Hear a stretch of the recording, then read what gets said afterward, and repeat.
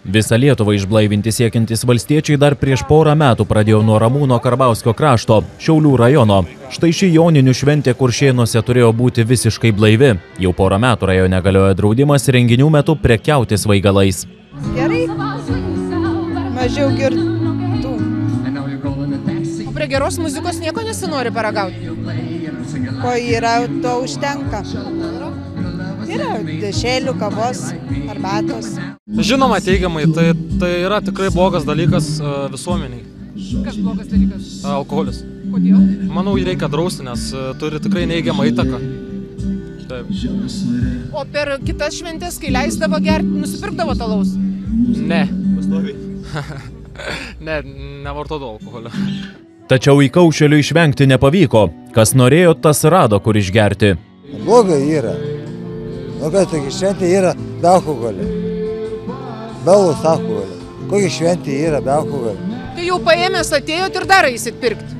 Aš jau atėjau nepaėmęs. Atėjau blaivus, atėjau paėmiau, iškrautis pasėmiau pakuotę alaus, na. Ir viskas geru toliau. O čia Karbauskis galvoja kažkaip nesąmonės. Ir viskas įvykdė. Karbauskis viskas nesąmonė. Karbauskis teko duodu grįžį padėti, Karbauskis bus naršys. Vertinčiau gal blogai. Kodėl? Mažiau muštinių, mažiau žaidimų. Kuršėnų gyventojai vis dar nevieningi dėl tokių blaivybės tradicijų.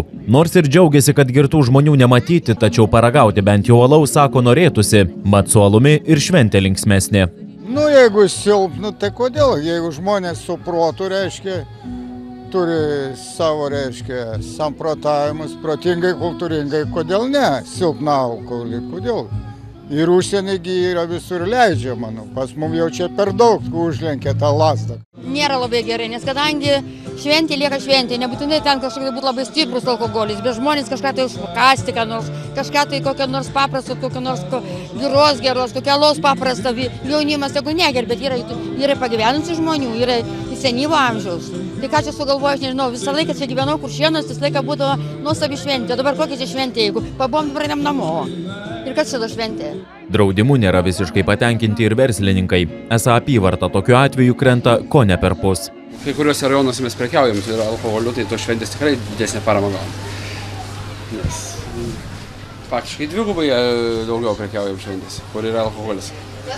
Ir maistu, ir alkoholiu tuo pačiu. Kaip ir visada, mes, kadangi esam nedidelis miestelis, regiono miestelis, taip kad mes tų rėmėjų, kas liečia alkoholio prekybą ir taip toliau, mes jų niekada neturėdavom, taip kad mums čia jokio nuostolio iš tikrųjų šventės rengime nėra. Valstiečiai Seime bandė uždrausti pardavinėti alkoholį nemokamuose renginiuose visoje Lietuvoje, tačiau šiai jų idėjai nepakako balsų. Reporteris Mindaugas Vasiliauskas.